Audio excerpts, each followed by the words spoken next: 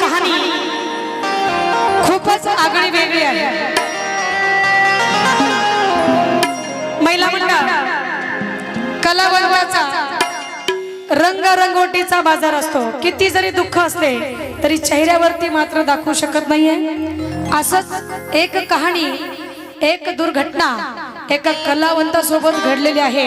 महाराष्ट्राचा लाडका गायक ऋषभ हाटकर आणि यांना फोकस मध्ये आणण्याचं काम एसके स्टुडिओ यांनी केलेलं आहे। मी एसके स्टुडिओ वाल्यांना मनापासून धन्यवाद देते की त्यांनी त्या गरीब कलावंताची व्यथा महाराष्ट्राच्या समोर मांडली आणि येडेश्वरी बद्दलचं प्रेम ऋषभ हाटकर आपल्या गाण्यामध्ये म्हणत आहे। महिला म्हणलं कार्यक्रम संपून घरी जात असताना त्या कलावंताचा ऍक्सिडेंट झाला आणि त्या ऍक्सिडेंट मध्ये, त्या दुर्घटनेमध्ये त्याला त्याचे दोन्ही पाय गमवावे लागले है ना। म्हणून माणूस सहज म्हणते मग एवढे पैसे कमवताय काय होतंय नाही का, पण आमची कंपनी, आमची आमराई, आमचं सर्वस्व, लेकी बाळीचे लग्न, दुखणे भाणे, परिवार, सर्व काही फक्त आणि फक्त कलाच आहे। कुणी बिझनेसमॅन किंवा नोकरीवाला कलावंत नसतो। म्हणून जी काही आहे ती आमची धन दिर्वे तुमच्या समोरच आहे। म्हणून हा ऋषभ हाटकर काय म्हणत आहे,